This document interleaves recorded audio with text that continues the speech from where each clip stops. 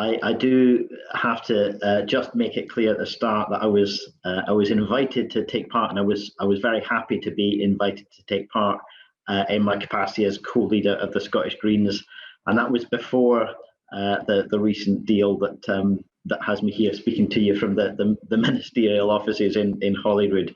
So I'm not speaking to you in that new capacity. I hope I will persuade one of my colleagues in government who does have formal responsibility for youth work policy in the Scottish Government to speak to you at a future event. But for today, I'm speaking as co-leader of the Scottish Greens, and I think I'm also speaking to you in the capacity of somebody who, once upon a time, about 3.5 lifetimes ago, was a youth worker. I came out in Glasgow when I was about 18. And at that time, there was no such organisation as LGBT Youth Scotland. Most youth work services had not made the incredible journey toward embracing equality and diversity that so many had made since then. And I went along to what you would today call an LGBT youth group. At the time, it was called the Strathclyde Lesbian and Gay Youth Movement. Because it was just a group of young people organising together because they knew nobody else was doing anything for them. And for quite a few years after that, that was kind of all that there was in terms of youth work provision for that particular group of young people in Glasgow. And even after I'd gone away to uni and came back, it was still the same situation. And I had the opportunity a few years after I came back to Glasgow to be the first youth worker attached to that group. And I say attached to because it was still self-organised. We didn't want to just crash in and say, okay, we're running you now.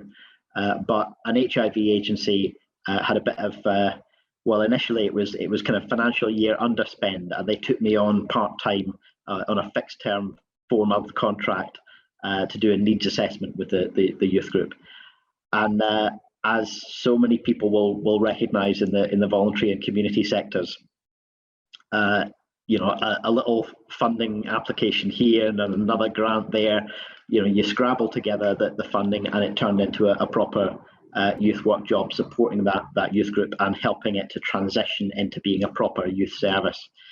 And you spend, you know, a third of your time applying for the next set of grants and a third of your time evaluating the last one, and you try between those to find enough time to actually do your job. It was really difficult, and you know, even when the city council started to pay attention and say, okay, we should give you access to some sessional workers and you know, give you some money even to spend, it was still at the very small level.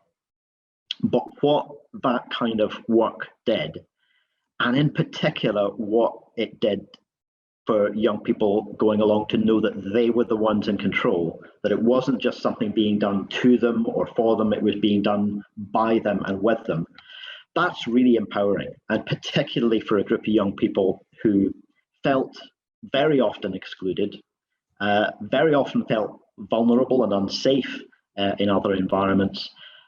The ability not just to have a safe environment, but to create it and define it and set its terms yourself, that was amazing. It was amazing to me when I was a young person going along to that. It was amazing to me a little bit later in life to be able to help make that happen for other young people.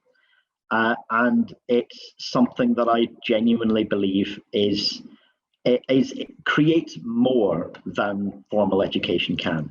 It will never, it would never be right to say that, you know, it's instead of, but formal education, formal settings, formal contexts are great for some people. They're not great for everybody, and they're not great all the time.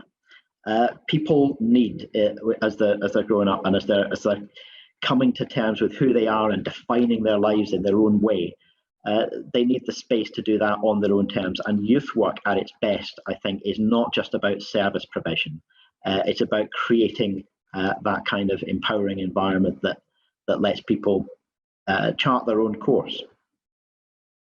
I was just a few minutes ago speaking at a conference as well about COP coming to Glasgow, and I was reflecting on the fact that in the last few days there's been a lot of reports on the level of climate anxiety that young people are experiencing. And as young people begin to realise that they could be living their lives on a dying world, it's terrifying, it's frightening. And we have the opportunity to do something about it. We have, I hope, that our generation, the last chance to turn the tanker around and actually start to build a sustainable future that can give young people hope and optimism for the future.